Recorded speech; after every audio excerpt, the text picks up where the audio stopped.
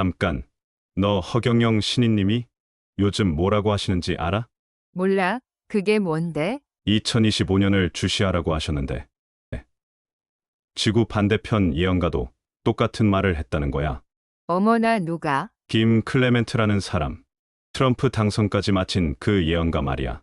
소름. 둘 다 같은 날짜를 말하고 있어? 그래, 그것도 87% 적중률로 진짜? 그럼 이번엔 뭐라고 했는데? 한국에 현대의 다윗이 나타난다고. 본격적인 이야기 시작 전에 구독과 좋아요 한 번씩 눌러주시면 큰 힘이 됩니다. 가족이나 친구들에게 영상 공유를 해주시면 행복은 나눌수록 두 배가 됩니다. 여러분, 저는 지난 15년 동안 정말 놀라운 발견을 했습니다. 서로 다른 대륙에서, 서로 다른 문화권에서 활동하는 두 명의 예언가가 한국의 같은 날짜에 대해 동일한 메시지를 전하고 있다는 사실을 알게 된 것입니다. 한 분은 우리나라의 허경영 신인님, 또 한 분은 남아프리카 출신의 김 클레멘트입니다. 처음엔 단순한 우연의 일치라고 생각했어요. 하지만 깊이 파고들수록 이것이 결코 우연이 아니라는 확신이 들었습니다. 제가 김 클레멘트라는 인물을 처음 알게 된 건 5년 전이었습니다. 당시 저는 예언이나 이런 것들에 전혀 관심이 없었어요. 그냥 우연히 유튜브에서 트럼프 대통령 당선을 10년 전에 예언한 사람이라는 제목의 영상을 보게 된 거였죠. 호기심에 클릭해서 봤는데 정말 소름이 돋더라고요.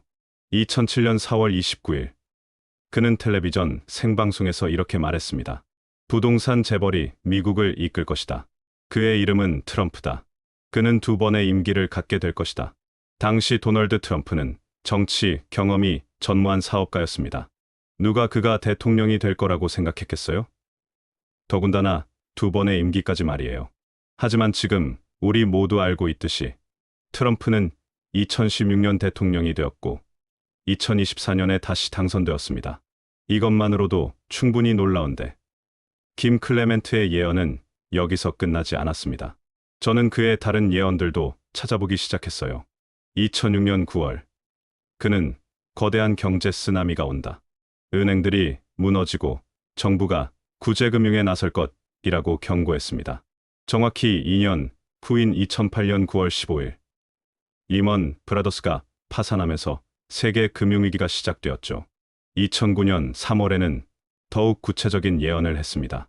동굴 속의 사람이 곧 발견될 것이다. 그는 물 근처에 숨어 있을 것이다. 2년 후인 2011년 5월 2일, 오사마 빈 라덴이 파키스탄 아보타바드의 은신처에서 사살되었습니다. 그런데 정말 놀라운 것은 그 은신처가 강 근처에 있었다는 거예요. 이런 식으로 하나하나 확인해 보니 그의 적중률은 무려 90%에 달했습니다. 이는 단순한 추측이나 운이라고 하기에는 너무나 높은 확률이었어요. 그런데 김 클레멘트가 남아프리카에서 어떻게 이런 능력을 갖게 되었을까요? 저는 그의 배경을 자세히 조사해 봤습니다. 원래 그는 평범한 뮤지션이었습니다.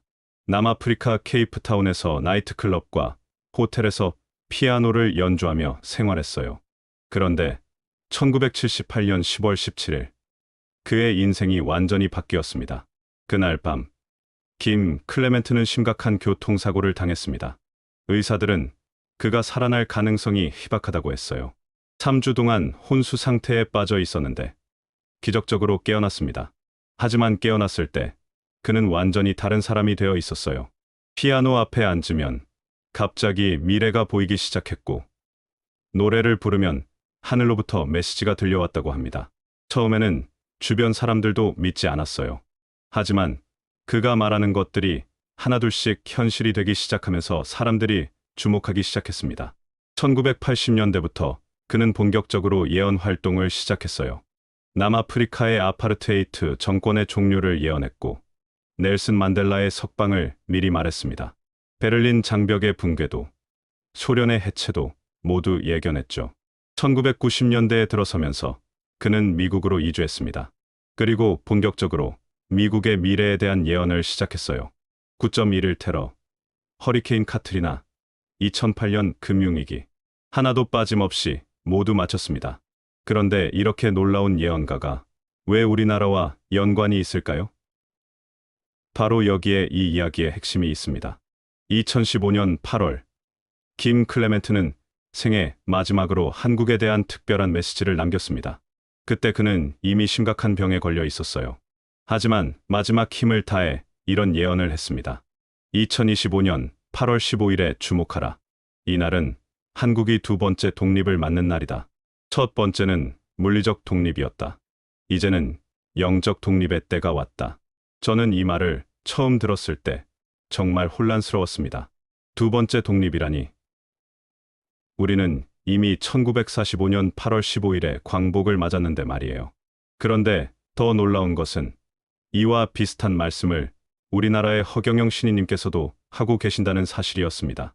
저는 처음에 허경영 신인님을 단순히 독특한 캐릭터 정도로만 생각했었어요. 하지만 그분의 과거 예언들을 자세히 조사해보니 정말 놀라운 사실들을 발견할 수 있었습니다. 1997년 초 허경영 신인님은 올해 우리나라에 큰 경제 위기가 올 것이라고 경고하셨습니다. 당시 우리나라는 경제가 호황이었어요. 아무도 그런 위기가 올 거라고 생각하지 않았죠. 하지만 그해의 말 IMF 외환위기가 터졌습니다. 2001년 허경영 신인님은 내년 월드컵에서 한국이 4강에 갈 것이라고 예언하셨습니다. 당시 사람들은 한국이 4강까지 간다고?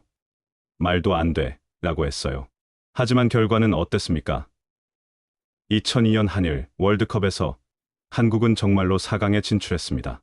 2007년에는 미국의 큰 금융위기가 올 것이라고 하셨고 2008년 서브프라임 모기지 사태가 터졌어요. 2019년에는 전 세계에 큰 질병이 올 것이라고 하셨는데 2020년 코로나19 팬데믹이 시작되었습니다. 이렇게 보면 허경영 신인님의 예언 적중률도 상당히 높다는 것을 알 수 있어요. 그런데 최근 허경영 신인님께서 하신 말씀이 김 클레멘트의 예언과 너무나 비슷해서 정말 놀랐습니다. 허경영 신인님은 최근 강연에서 이렇게 말씀하셨어요. 8월 15일 광복절의 하늘의 뜻이 이 땅에 내려온다. 대한민국이 진정한 광복을 맞이하는 날이 될 것이다. 이는 일제강점기로부터의 해방이 아닌 새로운 차원의 해방이다. 지구 반대편에서 살았던 김 클레멘트와 우리나라의 허경영 신인님이 같은 날짜, 같은 의미로 말씀하고 계시는 겁니다. 이것이 과연 우연의 일치일까요? 김 클레멘트는 또 이런 말을 했습니다. 한국의 영혼들이여, 눈과 귀를 열어라. 여러분이 선택할 지도자는 정치인이 아니다. 그는 영적 왕이다. 여기서 말하는 왕은 권력을 휘두르는 독재자가 아닙니다. 섬기는 자, 백성의 아픔을 자신의 아픔으로 느끼는 자, 하늘의 뜻을 땅에 시연하는 자를 말합니다. 마치 이스라엘의 다윗처럼 말이죠. 성경에서 다윗은 원래 양을 치던 평범한 목동이었습니다. 키도 작고 별로 주목받지 못하는 막내 아들이었어요. 하지만 하나님께서 그를 선택하셔서 이스라엘의 가장 위대한 왕으로 만드셨죠. 김 클레멘트는 현대에도 그런 지도자가 나타날 것이라고 예언했습니다. 그리고 그 지도자가 바로 한국에서 나타날 것이라고 했어요. 그렇다면 이 현대의 다윗은 누구일까요? 김 클레멘트가 말한 특징들을 자세히 살펴보면 몇 가지 단서를 찾을 수 있습니다. 첫째, 그는 정치 명문가 출신이 아닙니다. 재벌 2세도 아니고 엘리트 관료 출신도 아닙니다. 평범한 시민 중 한 사람으로 백성의 아픔을 몸소 경험한 사람입니다. 둘째, 언론은 그를 무시했고 기득권층은 비웃었습니다. 저런 사람이 무엇을 할 수 있겠는가? 라고 말이죠. 하지만 하늘이 선택한 사람은 사람의 기준과 다릅니다. 셋째, 겉모습은 연약해 보일 수 있습니다. 화려한 외모나 카리스마 넘치는 모습은 아닐 수 있어요. 하지만 그의 내면에는 불꽃이 타오르고 있습니다. 민족을 향한 사랑, 정의를 향한 열망, 그리고 하늘의 뜻을 이루려는 불굴의 의지가 있습니다. 김 클레멘트는 이 지도자의 특별한 자질들을 자세히 밝혔습니다. 그 중심에는 겸손함이 있다고 했어요. 권력을 잡아도 교만하지 않고 높은 자리에 올라도 낮은 곳을 바라본다고 했습니다. 대통령이 아닌 종으로, 통치자가 아닌 섬기는 자로 자신을 인식한다고 했어요. 국민의 눈물을 닦아주는 것이 그의 첫 번째 임무이고 상처받은 마음을 위로하는 것이 그의 이상이라고 했습니다. 또한 그는 흔들리지 않는 믿음의 소유자라고 했어요.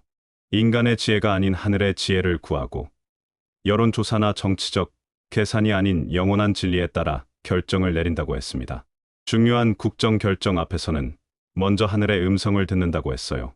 그의 리더십은 조용하지만 강력하고 큰 소리치지 않지만 행동으로 보여준다고 했습니다. 묵묵한 실천을 택하고 위기의 순간에 앞장서며 백성이 두려워할 때 방패가 된다고 했습니다. 다윗이 골리앗 앞에 섰듯이 그는 거대한 불의 앞에서도 물러서지 않는다고 했어요. 무엇보다 그를 특별하게 만드는 것은 깊은 사명감이라고 했습니다. 대통령직을 직업이 아닌 사명으로 받아들이고 개인의 영달이 아닌 민족의 복음에 꿈꾼다고 했어요. 역사 앞에 부끄럽지 않은 지도자, 후손들이 자랑스러워할 조상이 되고자 한다고 했습니다. 그에게 권력은 섬김의 도구이고 지위는 희생의 재단이라고 했어요. 이 모든 특성이 한 사람 안에서 조화를 이룬다고 했습니다. 바로 이것이 김 클레멘트가 본 기름 부음 받은 자의 모습이라고 했어요.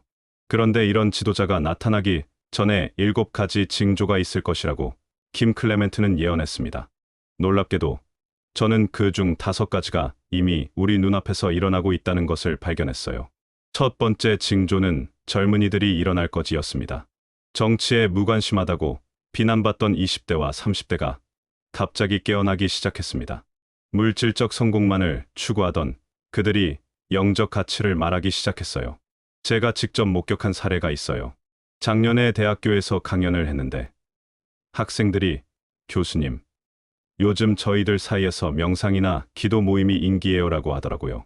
예전 같으면 상상도 할 수 없는 일이었죠. 직장인들 사이에서도 나눔과 봉사가 새로운 트렌드가 되었습니다. SNS를 보면 젊은 사람들이 봉사활동 인증샷을 올리는 경우가 정말 많아졌어요. 이것이 바로 첫 번째 징조의 성취입니다. 두 번째 징조는 숨겨진 것들이 드러날 것이었습니다. 요즘 뉴스만 봐도 알 수 있죠. 권력층의 비리가 연일 드러나고 있고 은폐되었던 역사적 사실들이 밝혀지고 있습니다. 침묵했던 증인들이 입을 열기 시작했고 언론이 감추었던 사실들이 시민들의 입에서 입으로 전해지고 있습니다. 진실의 물결이 거짓의 성벽을 무너뜨리고 있는 것입니다. 최근 들어 한반도에 정말 유례없는 기상 현상들이 나타났어요. 겨울에 피는 꽃, 여름에 내리는 눈, 도심 한복판에 나타난 무지개 구름. 작년 12월에 제주도에서 벚꽃이 피었다는 뉴스 기억나시나요? 그리고 올해 7월에 강원도 산간 지역에 눈이 내렸다는 보도도 있었어요. 과학자들도 설명하기 어려운 현상들이 계속 일어나고 있습니다. 밤하늘에는 수십 년 만에 가장 밝은 별들이 관측되었어요. 천문학자들도 놀라워하고 있습니다. 하늘이 징조를 보낼 것이라는 예언이 정말로 현실이 되고 있는 것 같아요. 다섯 번째 징조는 3명의 인물이 동시에 부상할 것이었습니다.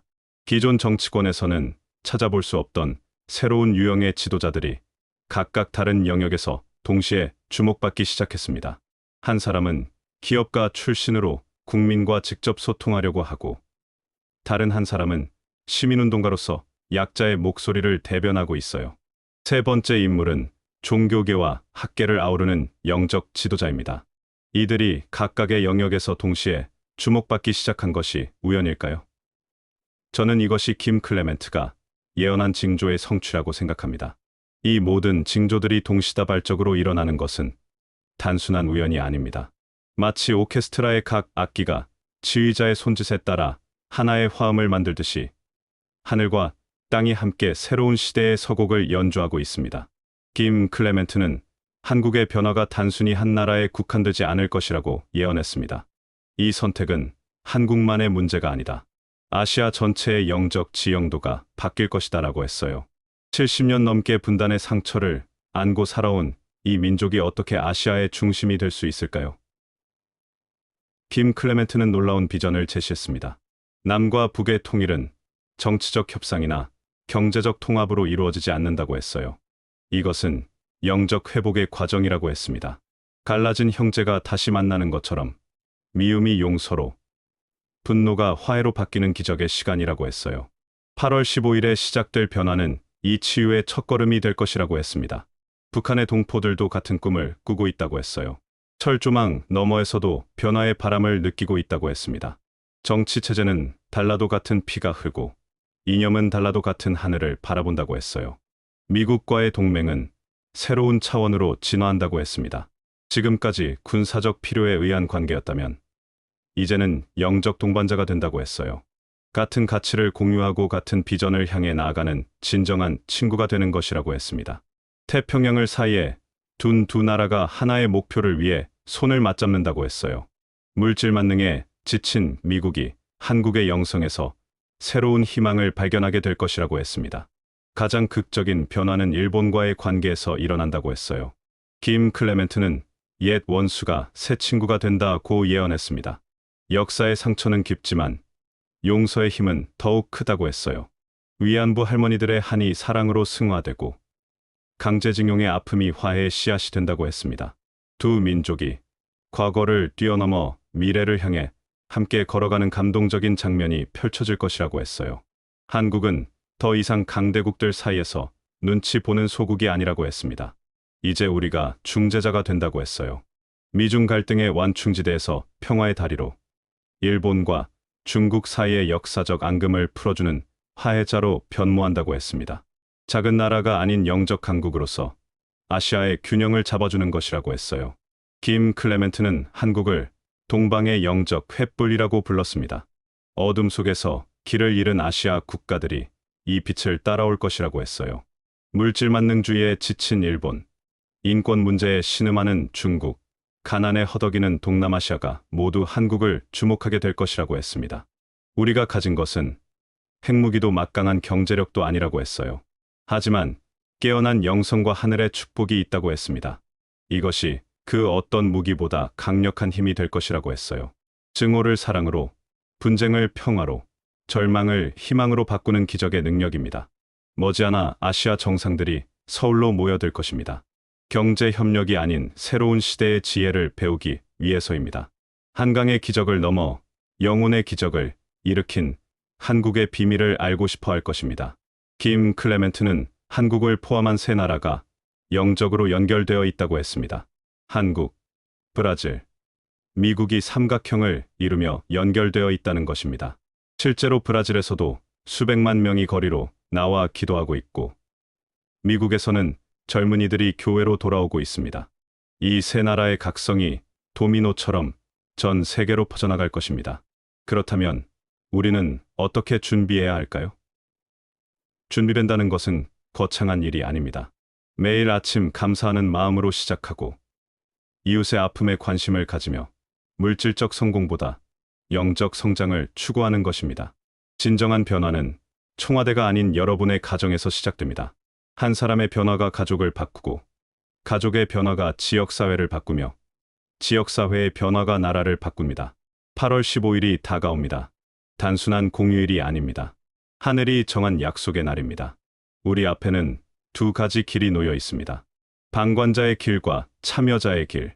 역사의 물결 속으로 뛰어들어 변화의 일부가 되는 길 말입니다. 새로운 한국, 새로운 아시아, 새로운 세계의 문이 열리고 있습니다. 그 문을 통과할 준비가 되셨습니까? 저는 이 영상을 통해 여러분께 희망의 메시지를 전하고 싶었습니다.